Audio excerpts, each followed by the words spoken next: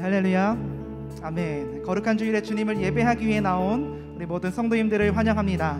이 시간 우리의 굳건한 반석 되신 주님을 함께 박수치며 기쁨으로 찬양하겠습니다.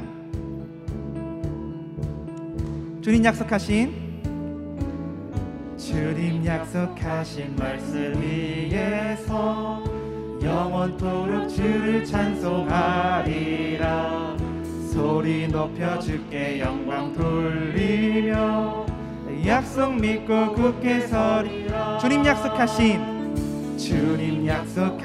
말씀 위에서 영원토록 주를 찬송하리라.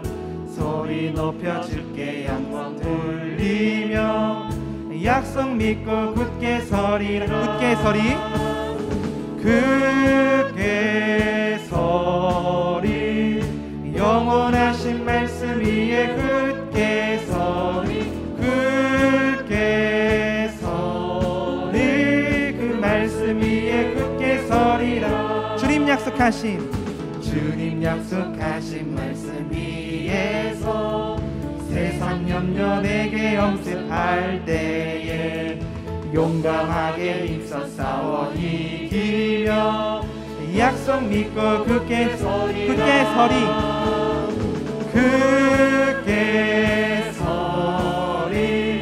영원하신 말씀 위에 굳게 서리. 그 말씀 위에 굳게 서리라. 주님 약속하신 말씀 위에서 영원하신 주의 사랑 힘이 또 성령으로 힘써 싸워 이기며 약속 믿고 굳게 서리라. 굳게 서리 영원하신 말씀 위에 굳게 서리. 그 말씀 위에 굳게 서리라. 주님 약속하신 말씀 위에서 성령 인도하는 대로 행하며 주님 품에 항상 안식 얻으며 약속 믿고 굳게 서리라. 굳게 서리 영원하신 말씀 위에 굳게 서리.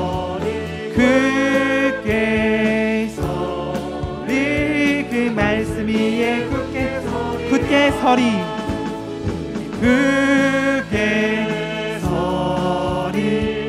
영원하신 말씀 위에 굳게 서리. 그 말씀 위에 우리 믿음으로 고백합니다. 굳게 서리.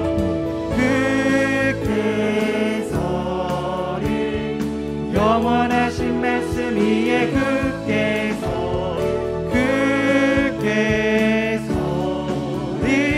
그 말씀 위에 굳게 서리. 우리의 굳건한 반석 되신 주님 감사합니다. 아멘.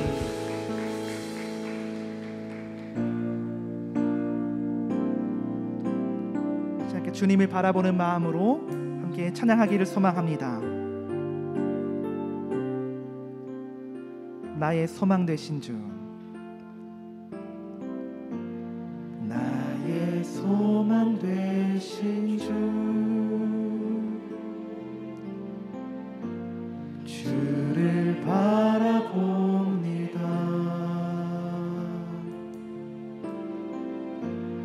다시 오실 나의 왕 예수, 주를 기다립니다. 나의 소망 되신 주, 나의 소망 되신 주, 주를 바라봅니다. 다시 오실 나의 왕 예수, 주를 기다립니다. 밤이나 낮이나 어제나 오늘도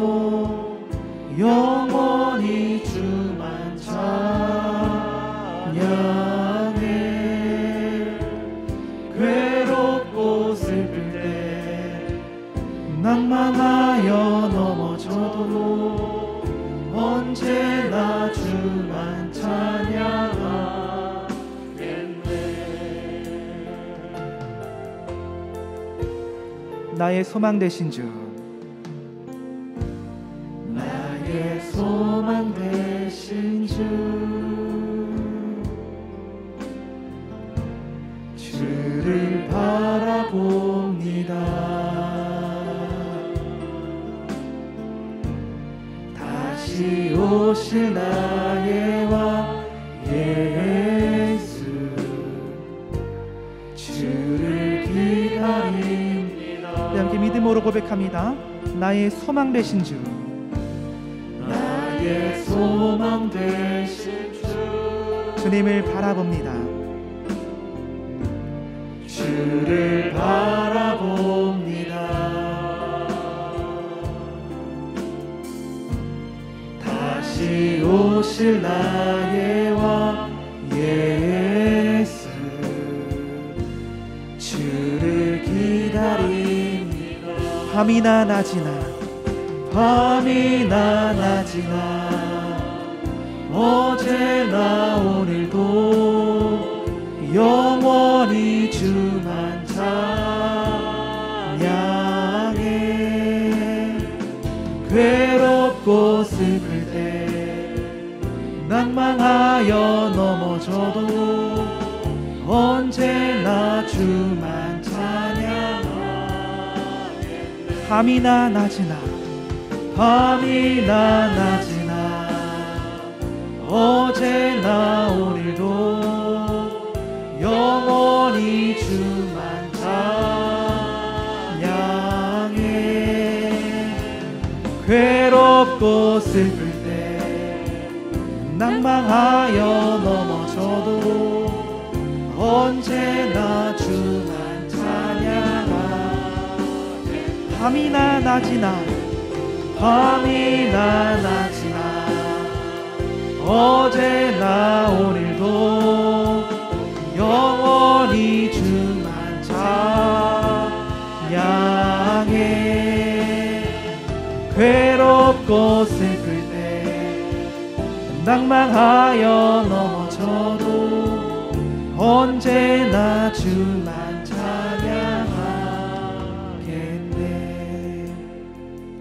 이 시간 함께 기도하기를 원합니다. 주님, 이 시간 우리의 산성 되시고 요새 되시며 소망 되시는 주님을 의지하며 예배합니다. 다른 것에 시선 빼앗기지 않게 하여 주시고 온전히 주님 바라보며 예배할 수 있도록 주님 도와주시옵소서. 함께 기도하시겠습니다. 하나님 아버지 감사합니다. 우리에게 거룩한 주일 허락하셔서 함께 주님 예배하게 하여 주시니 감사합니다. 하나님 이 시간 우리의 산성 되시고 우리의 요새 되시며 우리 소망 되시는 주님을 의지하며 예배합니다. 하나님 이 시간 주님을 예배할 때 다른 것에 우리의 시선 빼앗기지 않게 하여 주시고 온전히 주님 바라보며 예배할 수 있도록 주님 인도하여 주시옵소서. 주님 역사하여 주시옵소서. 하나님 이 시간 주님을 구하는 참된 예배자들 주님 만나 주셔서 주님 온전히 주님 예배하기를 간절히 소망합니다. 하나님 우리에게 들을 길을 허락하셔서 주님 말씀이 선포될 때 예와 아멘으로 화답할 수 있는 우리 될 수 있도록 주님 도와주시고 인도하여 주시옵소서. 마음을 붙잡아 주시옵소서. 온전히 주님 찬양하기를 소망합니다.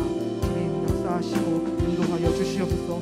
우리의 산성 되시고 우리의 요새 되시며 우리의 소망 되시는 주님께 우리의 마음을 드리오니 아버지여 역사하여 주시옵소서. 주님 만나 주시옵소서.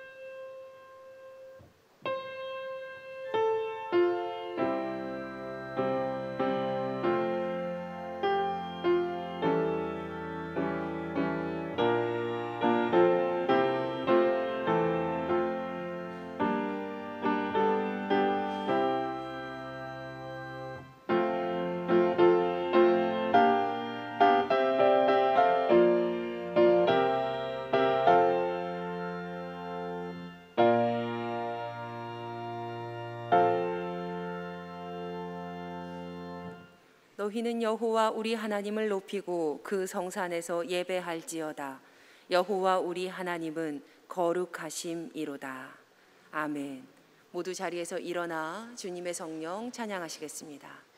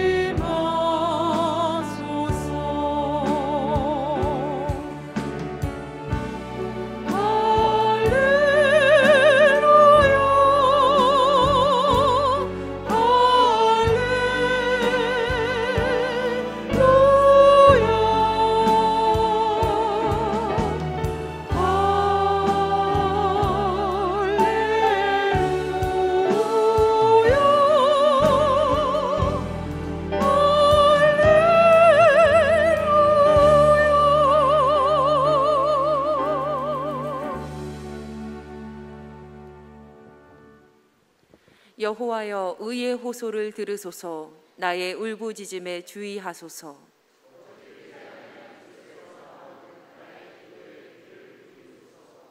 주께서 나를 판단하시며 주의 눈으로 공평함을 살피소서.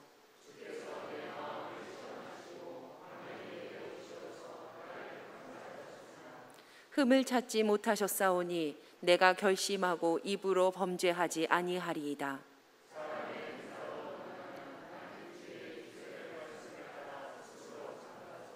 포악한 자의 길을 가지 아니하였사오니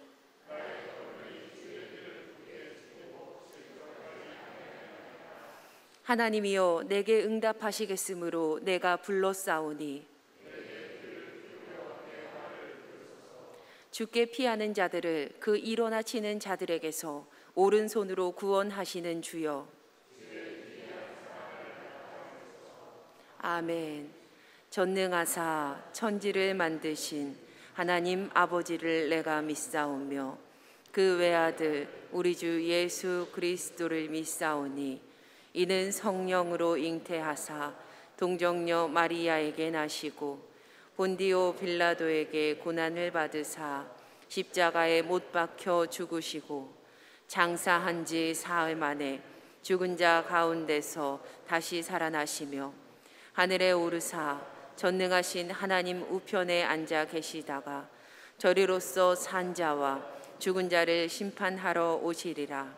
성령을 믿사오며 거룩한 공회와 성도가 서로 교통하는 것과 죄를 사하여 주시는 것과 몸이 다시 사는 것과 영원히 사는 것을 믿사옵나이다.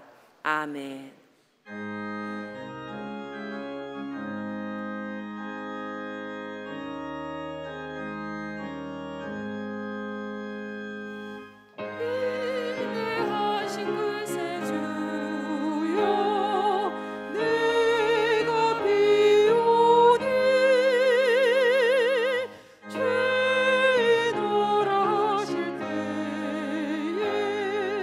날 부르소서.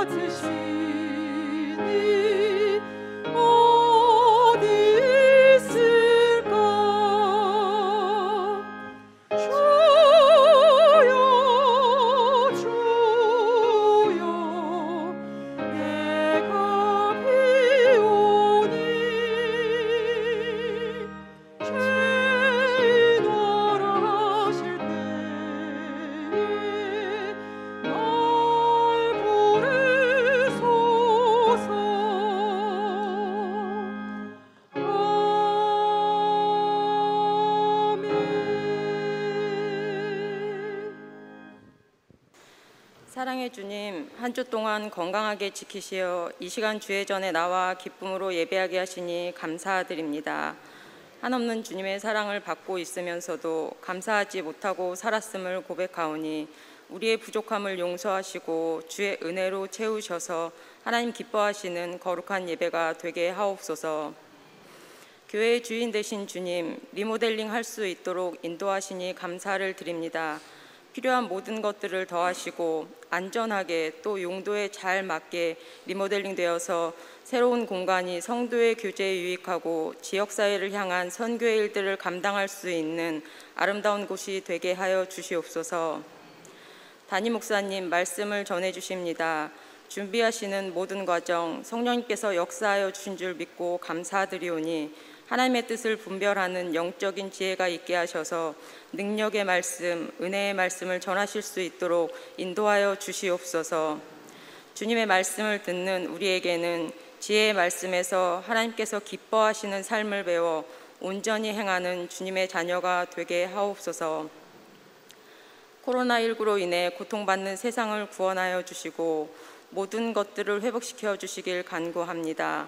하루속히 종식되어 주님 앞에 언제든 나와 마음껏 찬양하고 기도하길 간절히 소망하오니 이루어 주시옵소서. 하나님께서 주신 능력으로 사역을 감당하는 모든 사역자들에게 성령의 충만함으로 채우셔서 기쁘고 감사함으로 넉넉히 잘 감당할 수 있도록 인도하여 주시옵소서.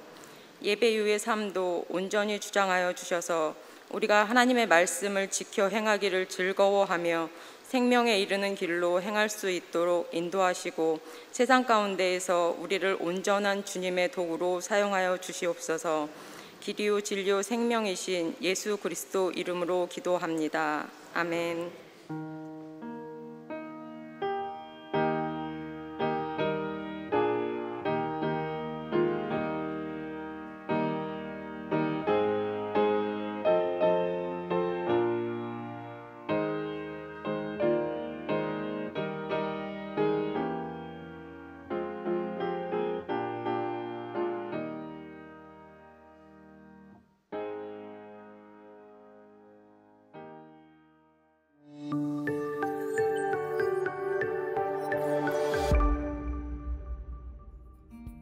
하나님의 말씀을 따라 이웃을 소중히 여기며 사랑으로 섬기는 제일교회 성도님들 되시기 바랍니다. 6월 셋째 주 교회 소식입니다. 주일 1, 2, 3부 예배와 수요공감 충만 예배 그리고 새벽 예배를 대면으로 드립니다. 온세대 예배는 교회에 모이지 않고 가정 예배로 드립니다. 주일 예배 신청 방법은 온라인 신청과 오프라인 신청 두 가지가 있습니다. 온라인 신청은 교회에서 보내드린 단체 문자 링크를 통해서 예약하는 방법이며 오프라인 신청은 각 속자님을 통해 신청하는 방법입니다. 예배 인원 제한이 있으니 매주 수요일까지 신청해 주시기 바랍니다. 예배 시 유의사항입니다. 발열이나 호흡기 증상이 있는 분들은 영상 예배를 드리시기 바랍니다. 교회 출입 시 반드시 마스크 착용을 하시고 먼저 발열 체크와 손 소독을 하신 후 QR코드 교인증을 리더기에 체크합니다. 예배는 지정좌석제로 드리니 방역과 자리 안내를 위해 평소보다 10분 일찍 오시기 바랍니다. 다음은 교회학교 어린이 예배 안내입니다. 주일 오전 11시 아동부는 지하 예배실에서, 유치부는 2층 임시유치부실에서 드립니다. 주중 교회 출입에 대해 안내합니다. 주중에 교회에 출입하는 성도님들께서는 반드시 발열 체크와 손 소독을 먼저 하시고 이후 교인증 QR 출석 체크 또는 출입 명부 작성을 해주시기 바랍니다. 코로나 바이러스의 예방과 확산 방지에 협력하고자 모든 속회와 소그룹 모임을 비대면으로 진행합니다. 성도님들께서는 문자나 전화, SNS 등을 활용하여 주시기 바랍니다. 매일 각 가정에서 코로나 바이러스로 인해 어려움을 겪는 분들과 의료진, 공무원, 나라와 교회, 그리고 가정을 위해 종보기도 해주시기 바랍니다. 정교인 성경 퀴즈를 진행합니다. 퀴즈 범위는 매일 성경 1월부터 6월까지의 묵상 본문이며 문제지는 오늘 예배 후 배부합니다. 진행 방법은 다음과 같습니다. 먼저 교회에서 드리는 정교인 성경 퀴즈 문제지를 받습니다. 문제는 개인적으로 푸시고 다음 주일까지 제출하시기 바랍니다. 제출 시 문제지에 성도님의 성함을 꼭 적어주시기 바랍니다. 7, 8월 매일 성경 큐티책이 사무실에 준비되어 있습니다. 속장님들께서는 필요한 수만큼 구매하시기 바랍니다. 2021년도 장학금 신청을 받습니다. 대상은 우리 교회에 등록한 고등학교, 대학교 재학생이며 신청 기간은 다음 주일부터 7월 11일까지입니다. 자세한 사항은 주보를 참고해 주시기 바랍니다. 플러스 가득데이 케어 봉사활동 신청을 받습니다. 자세한 사항은 센터로 문의하시기 바랍니다. 오늘 성전 꽃꽂이는 윤시우 어린이와 김로아 어린이가 생일 감사로 헌하였습니다. 하나님을 향한 믿음 안에 견고히 서가며 언제 어디서나 쓰임받는 주님의 귀한 자녀가 되도록 기도해 주시기 바랍니다. 기타 원고입니다. 성도님들 모두 건강하시고 평안한 한 주간 되시기 바랍니다. 사랑이 넘치는 예수님의 가족, 의정부 제1교회 소식이었습니다. 거룩한 주일에 주님 앞에 나온 여러분들을 예수님의 이름으로 환영합니다. 우리 옆에 계신 분들을 예수님의 마음으로 같이 환영하시면서 인사하겠습니다. 반갑습니다. 사랑합니다. 잘 오셨습니다. 제가 지난 주간에 2부와 3부에 갑자기 궁금증이 들어서 코로나 백신을 맞으신 분들 혹은 맞으실 분들에 대해서 제가 손을 한번 들어보시라고 했거든요. 그랬더니 생각해 보니까 1부는 제가 조사를 안 한 것 같습니다. 지난주에 보니까 2부는 3분의 2 정도가, 예배 드리는 3분의 2 정도가 6월 달 내에 백신을 맞으셨거나 맞으실 예정이라고 하셨고요. 또 3부에는 청년들이 많다 보니까 한 5분의 1 정도, 그 정도가 백신을 맞으셨거나 맞으실 것이라고 이렇게 손을 들어주셨는데요. 1부도 궁금합니다. 여러분들이 혹시 6월 달에 백신을 맞으셨거나 6월 달 이내에 백신을 맞으실 예정이신 분들 혹시 한번 손을 좀 들어봐 주시겠습니까? 아이고, 여기는 감사합니다. 내려주십시오. 1부는 거의 다 맞으시네요. 안 맞으시는 분이 지금 제가 보니까 위층에 조금 빼고 중간중간 조금 빼고 한 80% 이상은 맞으시는 것 같습니다. 7월 첫째 주부터는 백신을 맞으신 분들은 예배 개수에 들어가지 않는다고 하니까 여러분들이 이렇게 참고하셔서 저희가 자리 배치를 그렇게 하도록 그렇게 하겠습니다. 여러분 이게 뭔지 아시겠어요, 여러분? 수학 능력 평가 볼 때 이런 시험지 갖고 여러분들 아마 보실 텐데 우리 학생들이 보는 시험지인데 이번에 성경 영역 이렇게 해갖고 2021년도 의정부 제1교회 전교인 성경 퀴즈 성경 영역 이렇게 해서 여러분들에게 이런 시험지가 나가게 됐습니다.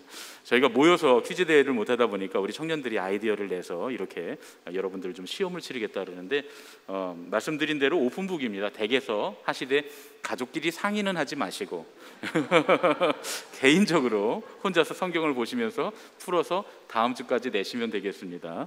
그리고 이 문제지는 여러분들이 오늘 예배 끝나고 나가시면서 밖에서 1층 로비 밖에서 좀 안쪽은 다 복잡하니까요 나눠드리기로 했으니까 잊어버리지 마시고 꼭 한 분당 하나씩 받아가셔서 다음 주일까지 중요한 건 또 우리도 시험 볼 때 항상 이름 안 써갖고 문제지 선생님이 이거 누구 거냐 이렇게 와서 물어보시잖아요. 근데 여기는 그럴 수가 없으니까 우리는 뭐 교인들이 많아서 이렇게 할 수가 없으니까 여러분들이 꼭 성함 써주셔서 나중에 여러분들이 기념품을 못 받는 그런 불이익을 당하지 않으시도록 잘 성함을 쓰셔서 내주시면 감사하겠습니다. 재밌을 것 같죠? 오랜만에 한번 몇십 년 만에 시험 한번 보는 느낌으로 여러분들 함께 하셨으면 재밌을 것 같습니다. 선생님들은 이거 보시기만 해도 지겨우실 것 같은데요. 맨날 채점하셔서 그래도 뭐 이번에 교회에서 하는 거니까 특별히 한번 참여하시면 좋겠습니다. 이제 다른 광고 말씀 없으시면 우리 함께 하나님의 말씀을 듣겠습니다. 모두 자리에서 일어나 하나님의 말씀을 듣겠습니다. 오늘 우리에게 주시는 하나님의 말씀은 열왕기하 10장 28절부터 29절 말씀입니다. 예후가 이와 같이 이스라엘 중에서 바알을 멸하였으나 이스라엘에게 범죄하게 한 느밧의 아들 여로보암의 죄, 곧 베델과 단에 있는 금송아지를 섬기는 죄에서는 떠나지 아니하였더라. 이는 우리에게 주시는 하나님의 말씀입니다. 아멘.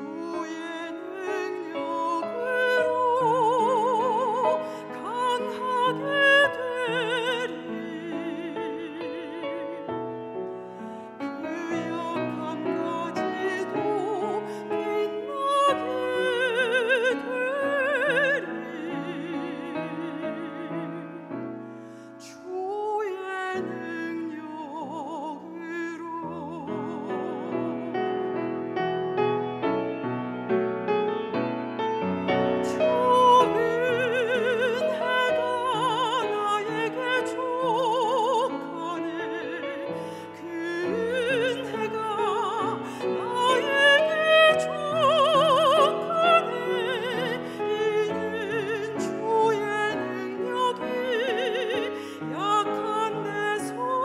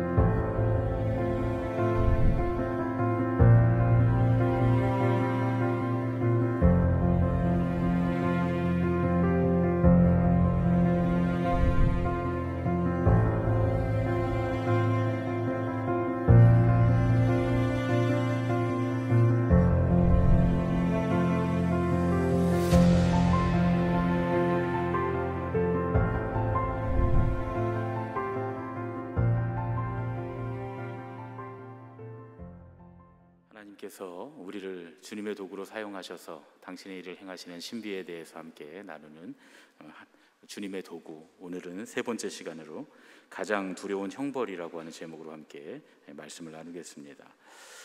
한 군데 말씀을 좀 더 보려고 하는데 열왕기하 12장 1절부터 3절까지의 말씀을 한 번 더 읽도록 하겠습니다. 제가 여러분들에게 읽어드리겠습니다. 열왕기하 12장 1절로 3절 말씀입니다. 예후의 제7년에 요아스가 왕이 되어 예루살렘에서 40년간 통치하니라. 그의 어머니 이름은 시비아라 브엘세바 사람이더라. 요아스는 제사장 여호야다가 그를 교훈하는 모든 날 동안에는 여호와 보시기에 정직히 행하였으되 다만 산당들을 제거하지 아니하였으므로 백성이 여전히 산당에서 제사하며 분향하였더라. 아멘. 오늘은 예후와 요아스라고 하는 북왕국 이스라엘의 왕과 남왕국 유다의 왕에 관한 그런 말씀을 함께 나누겠습니다. 어느 교회에서 아주 자주 사고를 치는 그런 고등학생이 하나 있었다고 해요. 그런데 몇 주 동안 교회에 안 나오니까 궁금한 선생님과 또 친구들이 수소문을 해봤다고 합니다. 그랬더니 그만 오토바이를 훔치다가 소년원에 구속이 되었다는 거예요. 벌써 몇 번이나 오토바이를 훔쳐서 상습범으로 소년원에 가게 된 것이었습니다. 그 주에 전도사님이 교사회의 시간에 이런 말씀을 나눴다고 해요. 우리가 이 아이에게 참된 복음을 가르쳐 주지 못해서 주님의 제자로 살도록 모범을 보이지 못했기 때문에 우리 교회에 나오는 이 아이가 잘못된 길로 가게 되었습니다. 선생님들도 크게 마음에 무언가 깨닫고 전도사님과 선생님들이 함께 회개하면서 눈물의 기도를 했다는 거예요. 이제 전도사님과 선생님들은 조금이라도 그 아이를 도와주려고 마음을 먹고 함께 결단을 했습니다. 그리고 그 주간에 즉시 전도사님과 선생님들이 소년원으로 면회를 가서 아이를 만났습니다. 이제 전도사님과 선생님들은 그 아이를 만나서 미안해, 우리가 너를 잘 도와주지 못해서 네가 이렇게 됐구나, 네가 실수한 만큼 우리의 잘못도 크다, 우리를 용서해 주렴, 이렇게 이야기를 했습니다. 그리고 함께 기도를 했다는 거예요. 면회장이 이내 눈물바다가 되고 전도사님도 울고 선생님들도 울고 그 아이도 함께 눈물을 흘리면서 앞으로는 잘하겠다고 그렇게 고백을 했습니다. 이제 기도를 마친 후에 전도사님이 소년에게 이렇게 말했다고 해요. 이제 너는 혼자가 아니야. 이제 너 혼자 두지 않고 내가 너를 도와줄게. 걱정하지 마. 그 이야기를 들은 소년이 눈물을 닦으면서 이렇게 말합니다. 전도사님, 너무 쉽게 생각하시는데요, 오토바이를 훔치는 건 정말 많은 경험과 엄청난 배짱이 필요한 거예요. 전도사님은 저랑 같이 절대로 못 하실 거예요. 이게 우스갯소리를 하려고 이렇게 장황하고 길게 얘기를 했습니다. 그런데 사실은 이것이 우리의 신앙의 모습을 단적으로 보여주는 예화다, 이렇게 이야기합니다. 신앙을 가졌다고 하는 우리가 흔히 범하는 오류와 하나님 앞에 죄에 관한 그런 이야기이기 때문에 그렇습니다. 한동안 온 나라를 아주 떠들썩하게 만들었던 그런 어린이 학대에 관한 그런 기사를 제가 읽다가 얼마나 부끄러운지 얼굴이 화끈해지는 그런 경험을 했습니다. 한동안 시끄러울 때 이런 얘기를 하는 것보다는 좀 지나간 다음에 그 이야기에 대해서 충분히 좀 묵상하는 것이 좋을 것 같아서 제가 이제야 여러분들에게 말씀을 드립니다만, 그 기사들을 읽으면서 그것을 곱씹어보면 곱씹어 볼수록 최소한의 인간에 대한 예의를 잃어버린 그런 사람들의 이야기가 아닌가 하는 생각을 했어요. 그런데 그 기사들을 계속 읽다가 그들이 목회자의 자녀고 신앙을 가진 교인들이다라고 하는 사실에 너무나 큰 충격을 받았습니다. 게다가 자신들의 죄로 인해서 처벌을 받고 있는 그 구치소 안에서조차 하나님의 뜻을 운운하면서 마치 억울한 고난을 당하는 것처럼 말하고 있는 그런 편지의 글을 읽었을 때는 정말 등에 식은땀이 흐를 정도로 오싹한 경험을 했습니다. 요즘 가뜩이나 교회가 세상에서 손가락질을 당하고 있는데 주님의 이름을 땅바닥에 우리가 떨어뜨려서 세상에 주님의 이름이 밟히고 있는 중인데 계속 이런 일들이 꼬리에 꼬리를 물고 계속 일어납니다. 무슨 일이 일어나면 목회자라고 하고, 무슨 일이 일어나면 교인이라고 하고, 신앙인이라고 하고, 참 참담하기가 그지없습니다. 그러다가 문득 그런 생각이 들었어요. 혹시 이런 방식이 사탄의 아주 은밀한 비밀 무기가 아닐까 하는 생각이에요. 교회 안에 사탄의 이러한 비밀 무기들이 잔뜩 들어와 있는 건 아닐까 하는 생각을 해보게 됐습니다. 우리들이 자기 스스로 신앙이 좋다고 생각하고 믿음이 훌륭하고 훌륭하다고 착각하는 건 아닐까? 나는 목사니까, 나는 새벽 기도를 하니까, 나는 교회 안에서 많은 봉사를 하니까, 나는 교회에서 중직을 맡고 있으니까 하면서 우리의 마음이 안심하게 하는 것들, 그렇게 안심하면서 세상적인 것을 교회 안에서도 추구하고 세상적인 성공과 세상적인 부귀영화를 추구하는 것, 그것이 사탄이 교회 안에 심어놓는 비밀 무기가 아닐까 하는 생각을 해보게 됐습니다. 그렇죠. 아무래도 그게 사탄의 비밀 무기인 것 같아요. 태초에 아담과 하와를 꿰을 때도 그랬습니다. 하나님께서 모든 것을 다 맡겨주셨으니까 당연히 선악과도 자기들이 먹을 권리가 있다고 생각하고 그들이 하나님처럼 될 수 있다고 생각했던 그 교만, 그 자만, 그 그릇된 판단이 바로 사단의 비밀 무기가 아니었나 하는 겁니다. 열왕기 하에 등장하는 정말 드라마틱한 개혁을 이룬 예후와 요아스 왕의 이야기도 그런 이야기입니다. 예후는 아합의 가문, 여러분 아합과 이세벨이 어떤 사람들인지 아시죠? 엘리야 시대에 바알 신앙과 아세라 신앙을 이스라엘, 북왕국 이스라엘에 가져온 사람들입니다. 그런데 그 아합의 가문을 심판한 하나님의 도구가 누구냐? 예후였습니다. 우리가 잘 알죠. 왼손잡이 예후 이렇게 얘기하죠. 바알과 아세라를 음란히 섬기던 북왕국 이스라엘의 오므리 왕조를 벌하고 그 원흉이었던 이세벨을 심판할 뿐 아니라 심지어 남왕국 유다에 뿌려져 있었던 아합의 자손들까지 모조리 멸절시킨, 아합이 이 이방 신상을 섬기는 그런 일을 하면서 심지어는 남왕국 유다까지 서로 왕조 간에 통혼을 해서 거기도 자녀들이 많이 있었어요. 그러니까 북왕국과 남왕국이 완전히 이 신앙적으로 영적으로 혼탁한 상태에 있었던 겁니다. 그런데 그 모든 것들을 다 멸절시키고 새롭게 한 사람, 북왕국 이스라엘에서는 정말 전무후무한 왕입니다. 예후는요. 그런데 그가 하나님 앞에 온전하지 못했다는 거예요. 그럼에도 불구하고 북왕국에서는 하나님 앞에 가장 온전한 왕이라고 칭송을 받았지만 다윗처럼 하나님께 칭찬받는 왕은 되지 못했습니다. 이스라엘의 쇠퇴와 멸망은 예후가 다스리던 때에도 계속됐어요. 이 이스라엘이 예후가 정말 하나님 앞에 올바랐다면, 다시금 하나님 앞에 온전히 섰다면 쇠퇴와 멸망이 아니라 영광을 향해 갔어야 되는데 점점 더 쇠퇴하고 점점 더 멸망을 향해 달려갑니다. 왜냐하면 이 예후도 그 중심에서부터 진심으로 하나님을 따르지 않았기 때문입니다. 그저 하나님을 따르는데 정치적인 이유로 아합 왕조의 반대 세력에 서는 이유로 그렇게 하나님을 따르는 왕이었기 때문입니다. 예후가 하나님을 정치적으로 따랐다고 하는 근거는 오늘 우리가 읽은 말씀 가운데 아주 명확하게 드러나 있습니다. 그는 여로보암이 만든 금송아지를 없애지 않았어요. 사실은 하나님을 온전히 따랐다고 하면 여로보암이 만든 금송아지를 없앴어야죠. 그리고 산당을 제거했어야 됐습니다. 이 여로보암이 처음에 금송아지를 만든 이유가 뭐냐? 북왕국 이스라엘 사람들이 남왕국 유다에 있는 예루살렘 성전에 가서 하나님을 경배하는 것을 원하지 않았기 때문이에요. 혹시라도 남왕국에 가서 야 여기 좋구나 일로 이사하자 그럴까 봐 말이죠. 자기의 정치적인 입지가 약해질까 봐 두려웠기 때문입니다.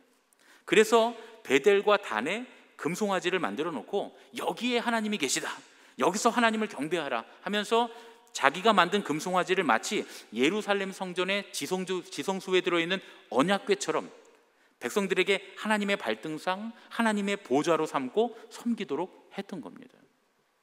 그런데 예후도 여로보암과 똑같이 그 일을 행했다는 거예요.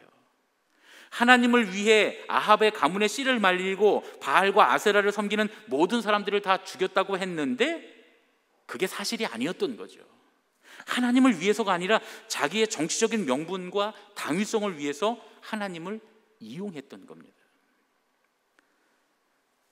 그래서 사실은 자기가 당위성을 얻기 위해서 당시의 모든 사람들에게 칭송을 받았던 하나님의 사람 여호나답을 이용합니다. 여러분 혹시 여호나답 기억하십니까? 제가 레갑 족속 사람들 설명할 때 설명했던 바로 그 사람입니다. 레갑 족속의 족장으로 레갑 족속의 삶을 규정했던 사람. 나중에 하나님께서 유다를 심판하실 때 그때 하나님께서 예레미야를 통해서 칭찬하셨던 그 성전으로 불러서 독주를 마시지 않는다라고 라는 얘기를 듣고 칭찬하셨던 바로 그 레갑 사람들이에요. 이 여호나답이 자기의 가족들에게 하나님을 온전히 섬기기 위해서 영원히 유목민으로 살라, 그렇게 말해서 집도 짓지 않고 농사도 짓지 않고 포도주도 안 마시고 심지어 우리가 살고 있는 지금 현대에도 아직까지도 방랑하는 베두인족으로 살고 있다는 바로 그 레갑 족속들, 바로 그 사람들의 조상입니다. 그 여호나답의 가문은 하나님께서 멸망시키지 않으셨어요. 그러나 여호나답을 이용하려고 했던, 그래서 자기의 정치적인 배경으로 삼으려 했던 예후의 가문은 4대 만에 하나님께서 심판하십니다. 그리고 그들의 나라 북왕국 이스라엘 또한 역사 가운데 완전히 사라지는 심판을 받게 됩니다. 그러면 오늘 또 한 명의 등장인물인 요아스 왕, 유다의 요아스 왕은 어땠을까? 마찬가지입니다. 예후에 의해서 북왕국 아합 가문이 완전히 멸절되고 남왕국 유다 왕 아하시아와 유다의 왕자들까지 예후에 의해서 한꺼번에 다 죽임을 당했어요. 그런데 아합 가문의 사람들이 다 죽임을 당하는 건 아니고 딱 한 명이 남습니다. 아합의 딸, 그 이세벨의 딸 아달랴라고 하는 왕비가 살아남게 돼요. 그래서 그때까지 남아있던 그 아달랴가 아합 가문의 자손이 자기 하나만 남았다는 사실을 깨닫고는 군대를 동원해서 유다의 왕자들을 전부 다 죽여버립니다. 그리고 자기 스스로 유다 나라의 여왕이 됩니다. 남왕국에는 아합의 딸이 여왕이 돼서 이제 뭐 아합과 이세벨의 딸이니까 얼마나 음란하게 바알과 아세라를 섬겼겠어요. 바알과 아세라가 완전히 유다 나라에 뿌리를 내리게 됩니다. 그때 하나님께서는 하나님께서 주신 예언자의 예언대로 아합의 가문을 다 끊어버리시고 마지막 남은 이 아합의 딸인 아달랴를 심판하시기 위해서 브엘세바 출신의 시비야라고 하는 후궁, 그 후궁이 낳은 왕자 요아스를 살려두세요. 예루살렘 성전의 제사장이었던 여호야다가 하나님과의 그 약속을 지키기 위해서 다윗의 자손 중에서 유일하게 남은 그 요아스를 몰래 성전에 숨겨서 키웁니다. 때를 기다리다가 결국 아달랴를 다 심판하고 다윗의 자손이면서 아합의 피가 전혀 섞이지 않은 요아스 왕자를 왕으로 세우게 돼요. 그렇게 세워진 왕이 바로 남왕국 유다의 요아스 왕이었습니다. 그런데 이 요아스도 오늘 말씀을 보면 제사장 여호야다가 살아있을 때까지만 하나님을 온전히 따랐다는 거예요. 여러분, 북왕국 이스라엘이 왜 멸망했다고 했습니까? 남왕국 유다가 왜 하나님의 엄중한 심판을 받게 됩니까? 이스라엘과 유다에서 아합과 이세벨의 영향력이 사라지고 그 자손이 완전히 멸절되었어도 바알과 아세라, 이방 신상을 섬기는 영향력이 사라지지 않았기 때문이었어요. 우상 숭배와 삐뚤어진 신앙이 바로잡히지 않았기 때문이었습니다. 겉으로 보기에는 다 올바로 된 것 같았어요. 그런데 아무것도 올바로 된 것이 없었습니다.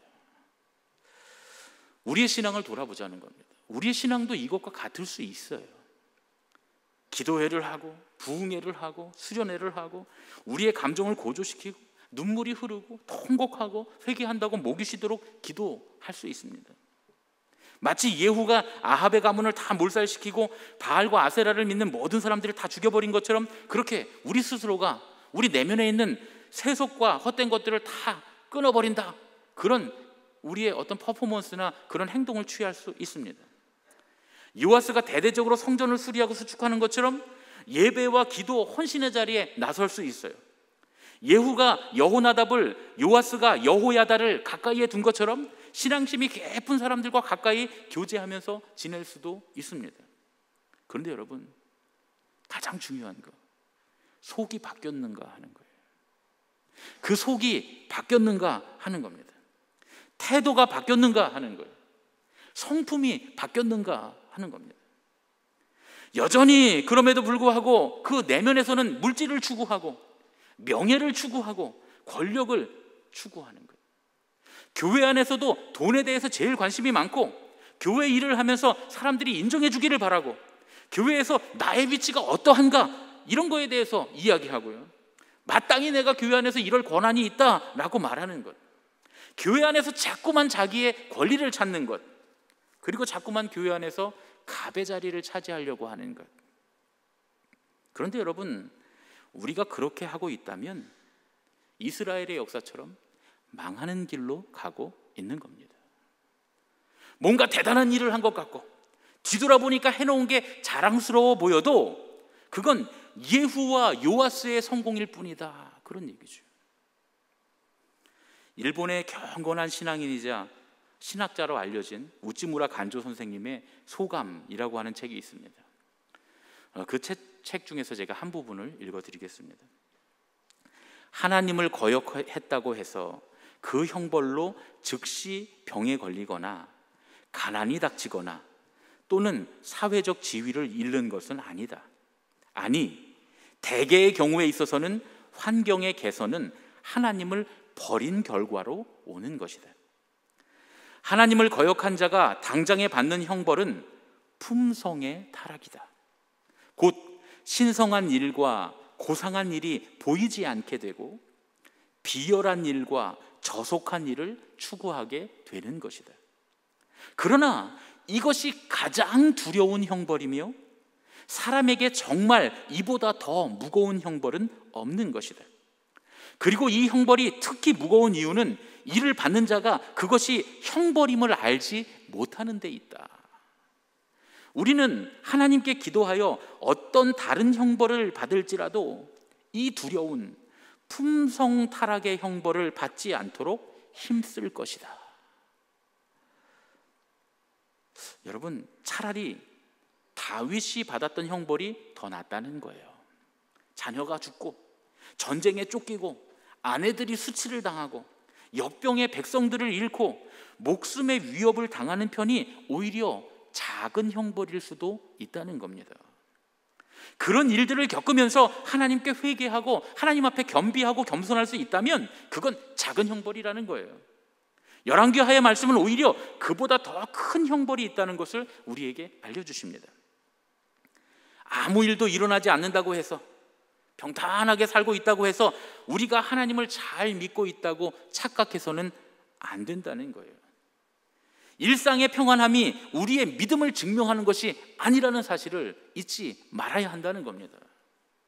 교회 안에 있으면서 신앙의 삶을 산다고 하면서 오히려 하나님을 버리고 신성한 일과 고상한 일에는 안중에도 없고 하나님을 버린 결과로 평탄한 인생을 살고 있으면서 비열하고 저속한 일을 추구하고 있는 것은 아닌가, 우리 스스로를 돌아봐야 한다는 겁니다.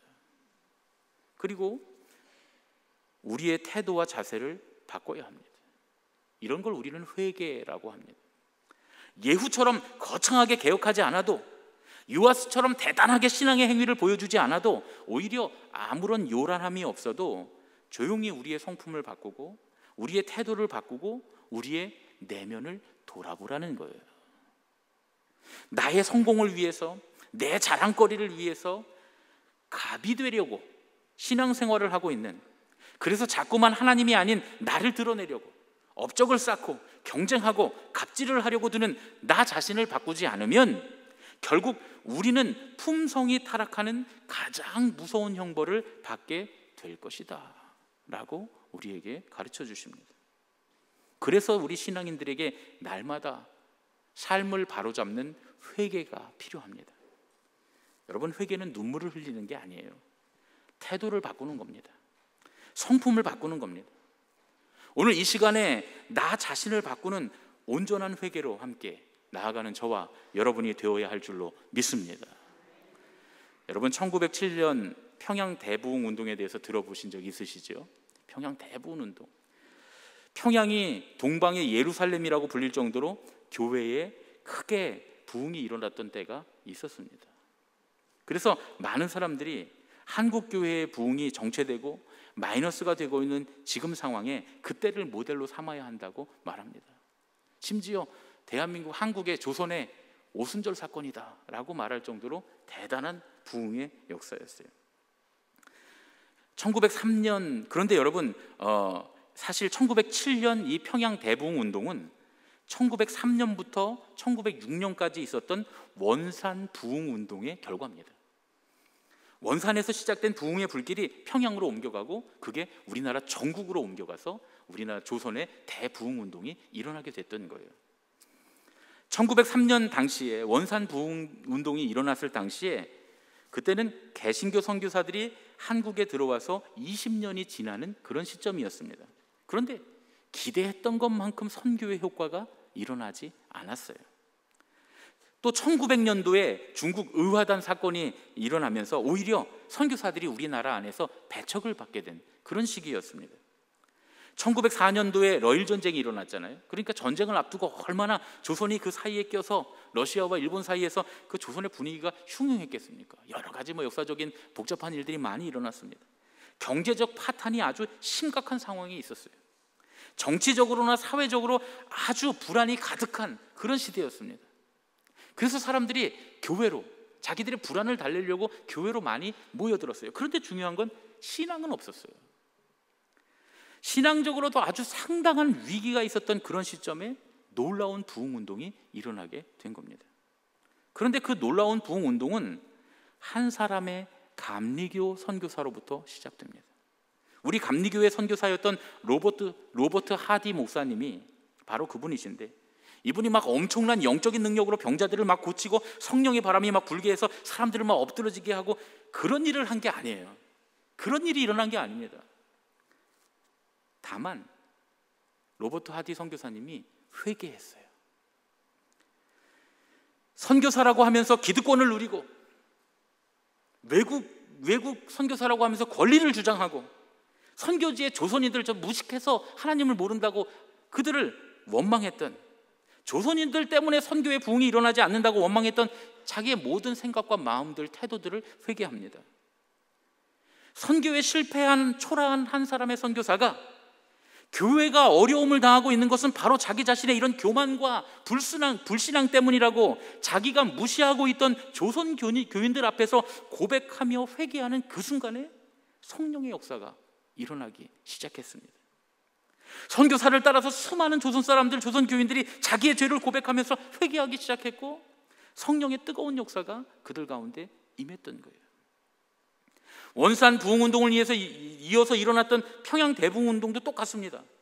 당시에 목사 안수를 앞두고 있었던 그 길선주 장로님이 평양 장대현 교회 새벽 기도회를 인도하다가 자기가 죽은 친구의 돈을 훔친, 자신의 모든 죄와 허물을 고백하고 내가 그런 죄를 졌기 때문에 하나님의 성령이 임하시지 않습니다 하고 회개하는 그 순간, 그때부터 평양 대부흥운동이 시작됐습니다.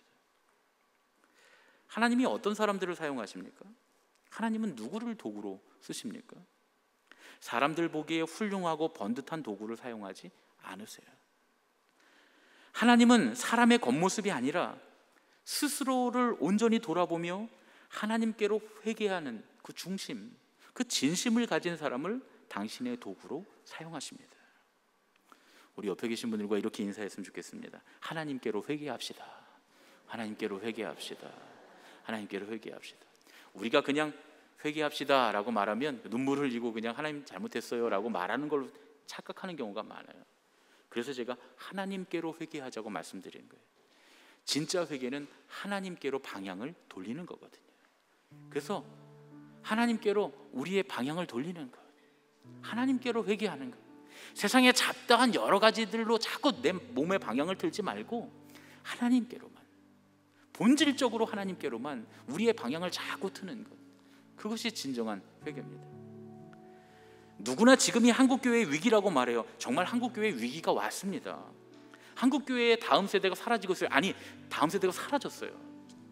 여러분, 우리 교회도 지금 큰 문제라고 다들 얘기해요. 왜냐하면 교회 학교에 아이들이 없어요. 다 줄었어요. 교회 안 나와요.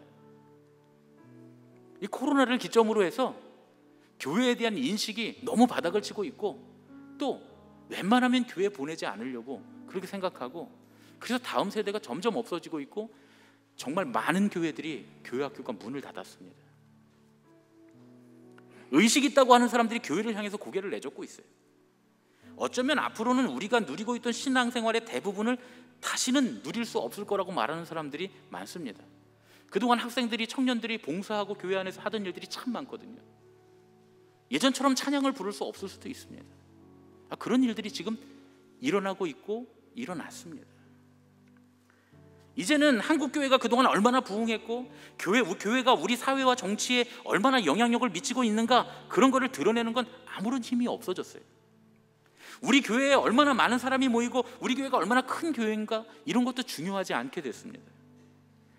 그렇게 생각하고 그런 것들을 자랑하는 것이 오늘 성경 말씀은 가장 큰 형벌이라고 우리에게 말씀하세요. 중요한 게 뭡니까? 우리의 중심, 우리의 진심입니다. 그리고 그 중심이 드러난 우리의 태도가 중요하다는 거예요. 하나님 앞에 겸손한 태도를 보여주는 우리의 성품이 바뀌어야 한다는 겁니다.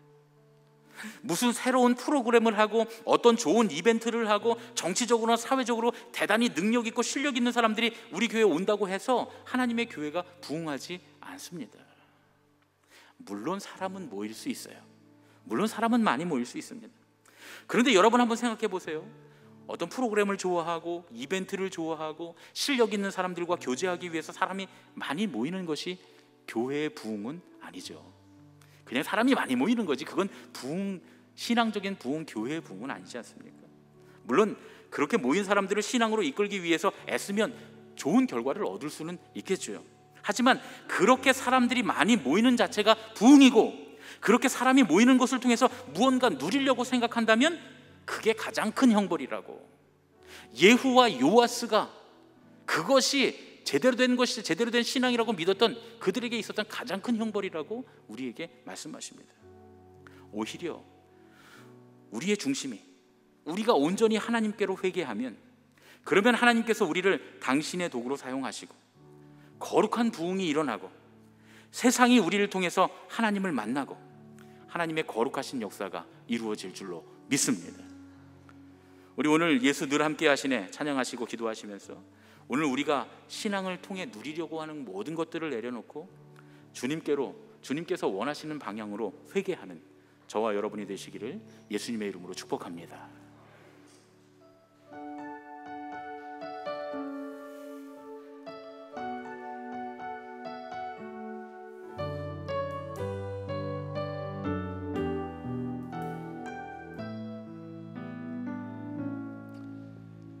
고단한 인생길 힘겨운 오늘도 예수 내 마음 아시네. 지나간 아픔도 마주할 세상도 예수 내 마음 아시네. 하루를 살아도 기쁨으로 가리 예수 늘 함께 하시네. 후회도 염려도 온전히 맡기리 예수 늘 함께 하시네. 믿음의 눈 들어 믿음의 눈 들어 주를 보리. 이 또한 지나가리라. 주어진 내 삶의 시간 속에 주의 뜻 알게 하소서. 하루를 살아도 그 자리에서 일어나서 주님 앞에 봉헌하겠습니다. 기쁨으로 가리 예수 늘 함께 하시네. 후회도 염려도 온전히 맡기리 예수 늘 함께 하시네. 믿음의 눈 들어 주를 보리.